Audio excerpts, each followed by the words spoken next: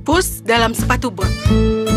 Di negeri yang sangat jauh, hiduplah seorang tukang giling bersama 3 orang anaknya. Anak bungsunya, Markis, adalah kesayangannya. Tapi saat tukang giling itu meninggal, dia memberikan penggilingan kepada anak sulungnya, seekor keledai kepada anak keduanya, dan seekor kucing bernama Pus kepada anak bungsunya. Anak sulung menertawakan dan meninggalkan Markis sendirian. Dia merasa kecewa dan heran kenapa ayahnya memberikannya seekor kucing. Oh, Pus, apa yang harus aku lakukan? Aku pun tidak bisa mencari makan untuk diriku. Aku tidak mempunyai penggilingan ataupun seekor keledai. Bagaimana aku hidup? Lalu, sesuatu yang ajaib terjadi yang membuat Markis terkejut. Jangan khawatir, Tuan. Aku bisa menolongmu. Pus, kau bisa bicara?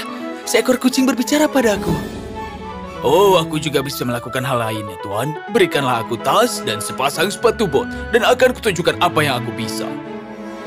Markis masih merasa terkejut dan bingung bagaimana dia mendapatkan tas dan sepasang sepatu bot. Tapi melihat seekor kucing yang berbicara memberinya harapan. Baiklah, Pus. Aku akan memberikanmu tas dan sepasang sepatu bot. Kita lihat apa yang bisa kau lakukan. Markis mengambil uang yang dia punya dan pergi ke toko sepatu. Tukang sepatu terkejut mendengar permintaannya yang aneh itu. Sepatu bot untuk kucingmu. Apa kau yakin? Iya, tentu. Lalu Pus pun mendapatkan sepatu bot dan tas yang besar. Sekarang, Pus, kau telah memiliki apa yang kau minta. Apa yang akan kau lakukan? Pertama, aku akan mencarikan kita makan malam. Pus pergi ke tempat yang dia tahu ada kelinci yang bisa ditangkap. Dia menyimpan beberapa wortel dan lettuce ke dalam tas dan membiarkannya terbuka.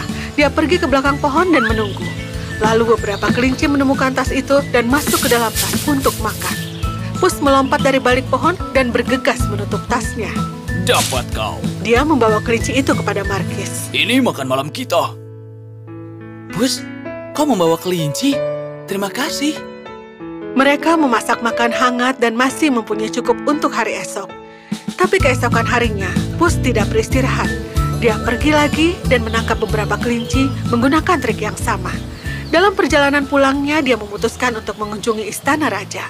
Para penjaga di istana mencegahnya. Biarkan aku masuk, Tuan. Aku mempunyai hadiah untuk sang raja. Aku yakin beliau tidak akan suka kalian mencegahku. Seekor kucing memakai sepatu bot dan berbicara. Hal seperti ini pasti ingin dilihat sang raja. Biarkan masuk. Mereka memperhatikan Pus melewati pintu dan memasuki istana. Dia menemui raja, ratu, dan putri dan bicara untuk mengejutkannya. Yang mulia, namaku adalah Pus. Aku milik tuanku Markis dari Karabas. Dia menghormatimu dan memberikan kelinci ini sebagai hadiah. Mohon terimalah yang mulia. Oh, kucing yang ajaib. Kami sangat senang kau ada di sini. Beritahu tuanmu bahwa kami menerima hadiahnya dan menghargai semuanya. Terima kasih yang mulia. Sang putri merasa terhibur melihat kucing ajaib dengan sepatu botnya. Kami akan memanggilmu Pus dalam sepatu bot. Frego, pastikan dia pergi dengan perut yang kenyang ya. Berikan dia susu terbaik dan krim yang kita punya. Frego, pelayan sang raja, melakukan seperti yang dibilang dan Pus menjilati semua krim dan meninggalkan istana. Pus kembali ke Markis dan memberitahu apa yang terjadi. Pus dalam sepatu bot. Kau bertemu keluarga raja? Beritahu aku, seperti apa sang putri? Oh, dia sangat cantik seperti semangkuk susu dan krim yang dia berikan padaku. Suara yang manis dan hati yang baik. Kau harus menikahinya. Aku? Aku mungkin tuanmu, tapi aku bukan seorang pangeran. Seorang pangeran dengan istana yang besar yang akan menikahinya. Pus tidak mengatakan apapun, tapi setiap hari dia pergi ke istana dan menghadiahkan 1 atau 2 kelinci kepada sang raja. Akhirnya, berita menyebar tentang Pus dalam sepatu bot, kucing ajaib yang berburu untuk tuannya dan membawa hadiah untuk sang raja. Tidak jauh dari situ, hiduplah seorang raksasa di istana yang besar dan dia sangat besar. Tidak ada yang menghalangi jalannya, dan siapa yang melakukannya akan dia makan. Tapi Pus cukup berani untuk mengunjunginya dan mengetuk pintu istana. Saat sang raksasa membuka pintu, dia tertawa melihat kucing di depannya mengenakan sepasang sepatu bot. Hahaha, apa ini? Seekor kucing dalam sepatu bot? Dan seekor kucing yang berbicara, Tuan. Oh, dia berbicara. Tunggu. Kau pasti Pus dalam sepatu bot yang aku dengar. Dan kau, Tuan, adalah raksasa kuat dengan kekuatan hebat. Semua orang takut padamu. Sang raksasa merasa senang mendengar ketenarannya. Kau beruntung aku tidak makan kucing. Ayo masuklah. Pus masuk ke istana, dan raksasa yang senang heran kenapa dia datang. Kenapa kau datang ke sini? Aku ingin melihat kekuatan ajaibmu. Aku mendengar kau dapat berubah menjadi hewan. Apakah itu benar? Tentu saja itu benar. Bisakah kau tunjukkan padaku? Aku akan senang melihatnya. Sang raksasa berubah menjadi singa besar yang kuat. Dia mengaum ke arah Pus yang malang yang melompat ketakutan. Baiklah, aku percaya kau.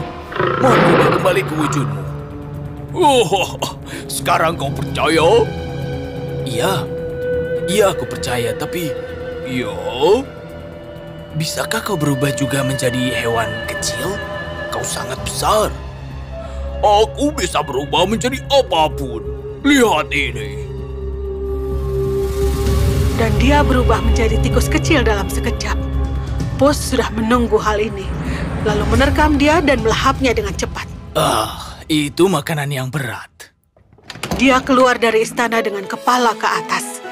Segalanya seperti yang dia rencanakan. Pus pulang ke tuannya. Tidak ada kelinci hari ini? Tuan, ayo kita mandi di sungai. Sekarang? Iya, Tuan, sekarang juga. Percayalah padaku. Markis merasa bingung, tapi mengikuti Pus ke sungai. Dia melepaskan pakaiannya dan memasuki sungai untuk mandi. Dengan cepat, Pus mengambil pakaiannya dan menyembunyikannya di bawah batu. Ada sebuah jalan di dekat situ di mana kereta raja lewat. Pus tahu keluarga raja melewati jalan ini seminggu sekali. Dia menunggu kereta itu untuk mendekat dan mulai berteriak. Tolong! Tolong! Kereta itu berhenti dan sang raja mengetahui suara yang tidak asing lagi. Pus, apa yang kau lakukan di sini? Yang mulia, mohon tolong tuanku, Markis dari Karabas. Dia sedang mandi di sungai saat seseorang pergi mengambil pakaiannya. Sekarang sangat dingin dan tuanku akan jatuh sakit jika tidak ditolong. Penjaga, ambil pakaian terbaik kita dan berikan kepada Markis dari Karabas dan pastikan dia kering, berpakaian, dan hangat. Sang penjaga segera menuju ke sungai dengan pakaian kerajaan. Dan lalu datanglah tuan dari Pus dalam sepatu bot ditemani sang penjaga. Dia terlihat seperti pangeran dengan berpakaian seperti raja. Sang putri mengintip dari kereta dan Markis melihat sang putri untuk pertama kalinya.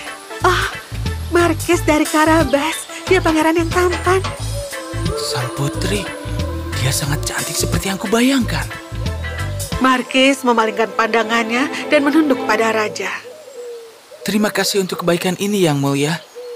Tidak, terima kasih. Senang akhirnya dapat berjumpa dengan Markis dari Karabas. Kami menikmati hadiahmu setiap hari. Kita harus berbincang, tapi sebelumnya biarkan kami mengantarmu pulang. Pus yang menyaksikan semua ini tiba-tiba berbicara pada raja. Yang Mulia, kami akan merasa terhormat untuk menyambutmu di istana Tuan. Benarkan Tuan? Markis melihat ke arah Pus dengan terkejut. Istana kita? Pus mengangguk, dan meskipun Markis bingung, dia memutuskan untuk percaya lagi pada Pus. Iya Yang Mulia, aku akan menyambutmu untuk makan malam bersama di istanaku.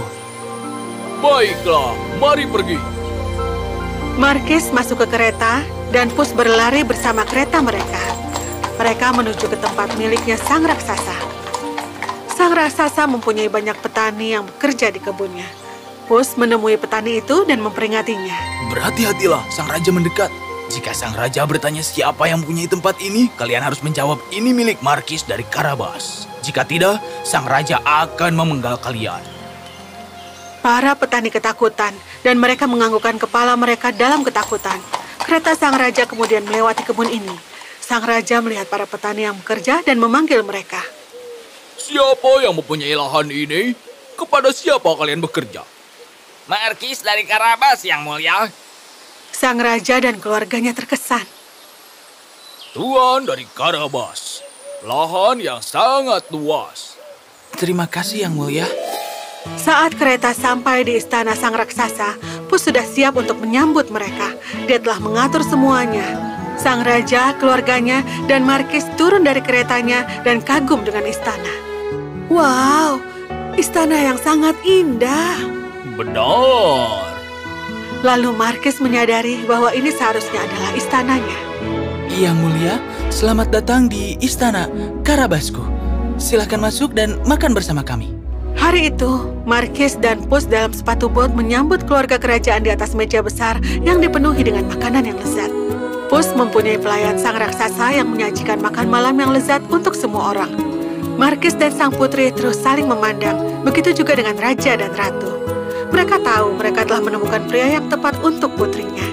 Sang raja berbicara pada markis dan mengatakan kata yang tidak disangka oleh markis. Tuan Markis, aku bertanya padamu sebagai seorang ayah bukan sebagai raja. Maukah kau menikahi putriku? Yang Mulia, itu suatu kehormatan untukku. Markis dan sang putri segera menikah, dan seorang anak penggiling menjadi seorang pangeran. Markis akhirnya bersyukur kepada ayahnya karena memberikan dia kucing. Pus dalam sepatu bot tidak perlu lagi berburu kelinci. Dia tinggal bersama sang pangeran dan sang putri dan menikmati kehidupan kerajaan di istana.